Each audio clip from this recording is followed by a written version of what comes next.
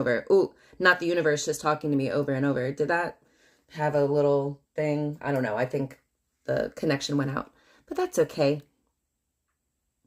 I know everything that needs to be heard will be received. So, yeah, anyway, got that last paycheck. And yeah, I'm sacred. Yeah, so I'm gonna need everybody to be sweet with me though. Like, was that kind of random?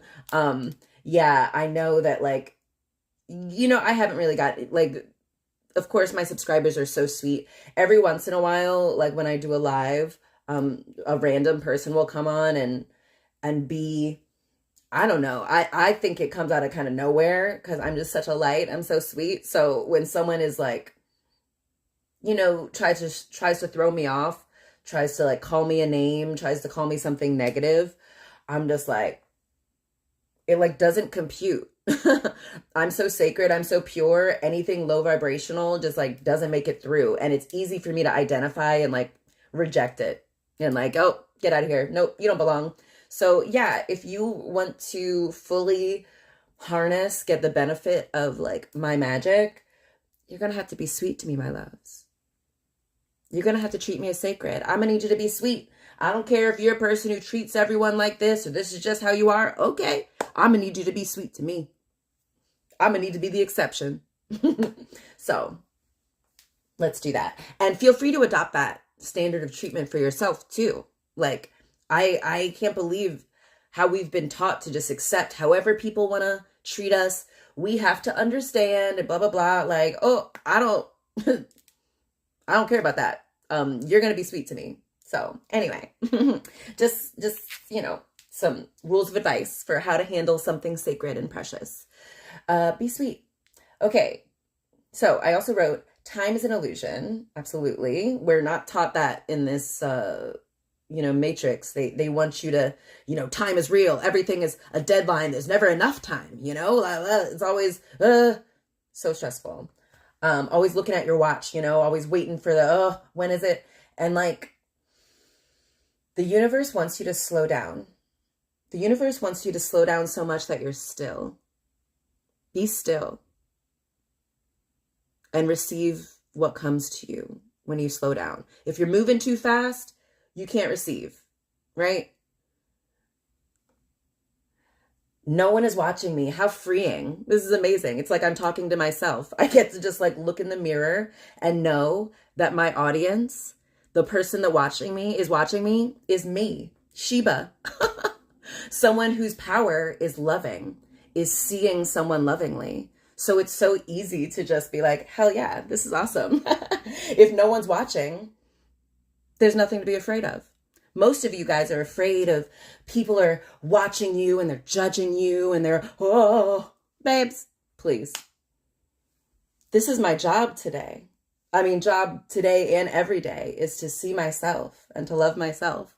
So I love it. And I'm very good at ignoring and filtering out the things that are not for me, the things that don't hit on this vibration. So if somebody else said something after that first commenter, I didn't even see it. I won't even see it till later. And I probably won't even see it because I don't watch these back just yet. So anyway, time is an illusion, babe. So go slow. There's no rush. You don't have to rush. Romanticize the sacred pause. So this is this pause in my life where I know I'm about to blow up. I'm destined for immense wealth, immense fame, because I know how to use it. I know how to harness it and transmute it and use it to its potential. Okay. I've been trusted with these things. And so I'm going to get it. And because I know these things are coming for me, I know I'm supposed to prepare. And so everything is for me. Every delay is for me. So this sacred pause is for me. This pause, this gap between this timeline that I know I'm on, before this timeline fully shows up in the 3D, this pause is part of it. And so I am trying to, I don't want to, I have the season of rest, the season of pause for a reason. So I don't want to when I'm in this new season that I'm coming into, that I'm on the verge of, I'm on the precipice of, I don't want to look back at this time and see me checking my watch and oh my gosh, I'm behind, or what should I do? I should be doing something. I'm doing it wrong, or I'm behind. That is not how I want to look back and remember this time. I want to look back and remember this time as like, well, also, there's going to be a time where I'm going to be super booked, super busy. Everyone's going to want a piece of me. Everyone's going to want, the wisdom I have to share. Everyone's going to want the benefit of me. And I'm going to look back. I'm going to be like, God dang, I wish I had time to rest. I just wish I had a day where no one was paying attention to me and I could just do what I wanted. I could just talk my shit and no one, was like hanging on my every word. I wish I had time to just chill and rest and read my book and nap and be like, what am I supposed to do? Oh, wait, nothing? Great. And so if I know that time is going to come, I have to recognize that this time is for me. I have to recognize that like when I'm in that time, I'm going to be longing for a time where I could just chill and do whatever and go on and talk my shit and no one's listening. So it doesn't really matter. I'm just practicing being a channel, practicing letting whatever wants to come through me. Beautiful. So, how do you want to look back at this time? When you're in a season of full bloom, when you're in your go season, how do you want to remember this time? Do you want to remember it as a time where you were stressed and you didn't know what was coming, you were afraid, and so you had all these things? This is your time to rest, babe. This is your time to chill. And I think even the universe is trying to look through and see what's up. Oh, I love it. Oh, someone says, oh my God, hilarious. I thought it said, I love you. And it said, I love feet. My feet are a 6.5, and you know what? I would show you my feet, but one of my first and most beloved subscribers has a weird thing about feet. So I'm not going to show you the feet. Yeah. And so I love that subscriber. So good for you. I do have feet. So, use your imagination to imagine what those size 6.5 feet paws right now. So flirt and seduce the stillness of your life. Flirt and seduce with it. I like the idea of I feel like seduction is slow. It builds. It's luxurious. When I was writing down this note, luxurious autocorrected to luminous. And I don't know why, but I kept it in and I feel like that works too. It's just like something about it is just like, what image came to me? The sunlight reflecting off of a collarbone or something. Something so like small and specific. And it's just like so sexy. I love it. And so in your own life, in this sacred pause, personify it. Treat this pause, this gap in your life, treat the time as a person that you're in relationship with. So when you're, maybe all of you guys don't have game like me, but like when you're seducing someone, it's slow, it's specific. Every little thing this person does is so enchanting and so magical. And you just see the beauty in this mundane, in this ordinary. And it's just like, ooh, so delicious. The smallest of things just like make it so fulfilling, so satisfying. I love it. And so I'm just going to treat me, someone who's very good at seducing. I'm going to do that now. It's like, what would I do with a new lover? I would be, having a bath with them. I would draw a bath with them. I would talk. We would chit chat. We would just be having sweet nothings. We'd just be talking about nothing for hours. And it would be beautiful. I love it. So, okay. So here's another thing. You know what it's like when you have someone in your life who has so much potential. They're so beautiful. They're so brilliant. They're so smart. They're so kind. They've been through a lot. So you want them to have it easy. But they're sabotaging themselves. Despite how beautiful they are, they refuse to see it. They're like, no, I'm ugly, whatever. They're coming up with all the reasons why it's just like not true. And, you're like, you're so smart, you're so great. And they're just mad about it. They refuse to believe it. I was thinking about like my ex-husband. He had everything. He was smart. He had the, time. He had the support. And still, he was always like, everything's so hard. He was always working and, never has enough money. It's always so difficult. And it was tough because I was actually the breadwinner. I was actually supporting him financially. I was actually, supporting him, mentally and emotionally. And it still wasn't enough. He was still complaining. He was still finding something to be mad about. He was still finding ways for why it wasn't okay. And I was just like, dang, man. Like, it was like so frustrating and so like offensive. I was just like, man, this person is ungrateful. I'm trying so hard to make his life easy, to help him thrive. And he doesn't care. It doesn't matter. And eventually I had to be like, okay, you want it to be hard. You want to do it all yourself? Fine. I got to let you. You're an adult. Okay. This is the way you think the world works? Fine. I think that's how the universe is. I think that's what the divine is doing. I think that's what God is saying. God is seeing us humans. We have all the resources we need. We have more than enough food, more than enough water, more than enough shelter, more than enough support. But we have culturally, specially taught ourselves that there's not enough, that we got to work for a living. We got to work hard. We got to grind. It's never enough. No matter how hard we try, it's never enough. We got to keep going. We got to keep trying. And it's just, I'm like, I feel like I see this vision of like the divine is doing all of these things to support us, to keep us alive, to help us, to give us what we want, to give us, to reflect back to us what we believe to be true,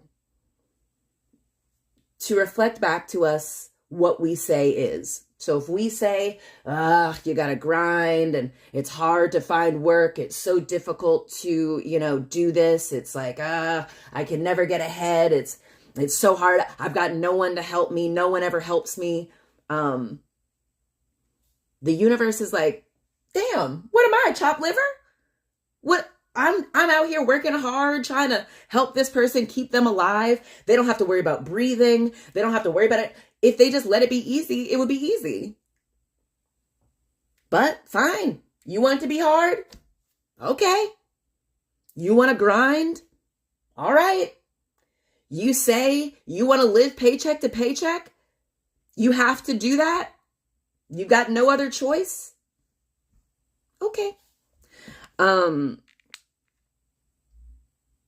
So yeah, I think I would be like, I'll still help the person, of course, because I love them and I want them to be happy.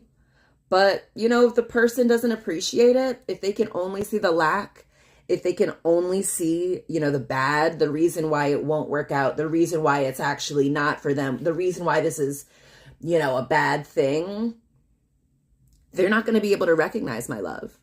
They're not going to be able to recognize the assistance I'm giving. In fact, they're going to resent it. They're going to misread it. Every time I do something to help, they're going to be like, oh, dang, you always do this, because it conflicts with the story they're telling themselves. Then no one ever supports them. So when they see me supporting them, they can't receive it. They can only receive it as me not supporting them. And so after a while, I have to be like, you know what? Let me just take my support away, because every time I do it, they misread it. It's more evidence for them of the story they want to tell themselves. Okay? So, you got to surrender to the unseen forces. Stop trying to figure it out. Okay? The universe is trying to co-create with you. You've already done enough. You've already done it. You've already worked hard enough. You've already done the manifestations. You've already done the prayers. You've already had the vision. You've already, you're already enough. And the divine, the universe wants to co-create with you.